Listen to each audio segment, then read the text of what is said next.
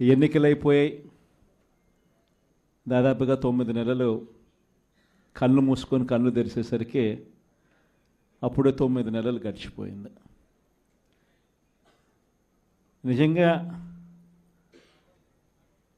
2019 నుంచి 2024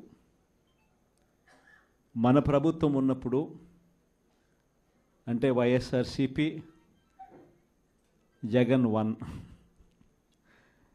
పరిపాలన ఉన్నప్పుడు మనమంతా కూడా ఆ 5 ఏళ్ళు చరిత్రలో ఎప్పుడు చూడని విధంగా, ఇంతకుముందు ఎప్పుడైనా ఇది సాధ్యమేనా అని అనుకునే పరిస్థితి నుంచి కాదు, లేదు, ఇది సాధ్యం అవుతుంది అని చెప్పి చరిత్ర మార్చిన పాలన చూపించగలిగిన పాలన ఎక్కడైనా జరిగింది అని అంటే అది వైఎస్ఆర్ కాంగ్రెస్ పార్టీ పాలనలోనే మాత్రమే జరిగిందని చెప్తాను.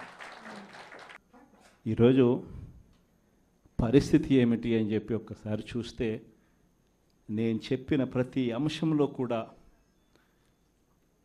ఒకవైపున సూపర్ 6 గాలికి ఎగిరిపోయింది, సూపర్ 7 గాలికి ఎగిరిపోయింది, ఎన్నికలప్పుడు చెప్పిన మేనిఫెస్టో చెత్తబుట్టలోకి వెళ్ళిపోయింది, ప్రజలకు ఇచ్చిన మాటలు మోసాలుగా తేలిపోయాయి.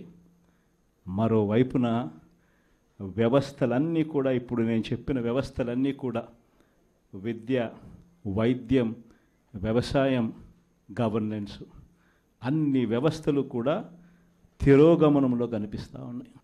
కేవలం ఒకే ఒక వ్యక్తి మారాడు, ముఖ్యమంత్రి. ఒకే ఒక పార్టీ మారింది, వైఎస్ఆర్సీపీ పక్కకు పోయి టీడీపీ వచ్చింది. తేడా అంతే.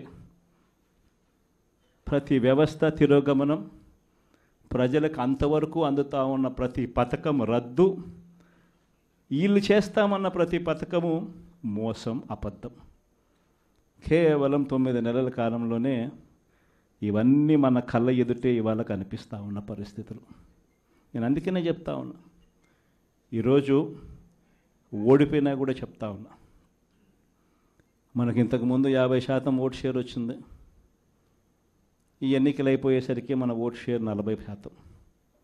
ఒక 10% ఓట్ షేర్ మనకు రావాల్సింది రాకుండా పోయింది. కారణం, ఆ రోజు కేవలం మీ జగన్ అబద్ధాలు చెప్పలేకపోయాడు, అదొక్కటే కారణం.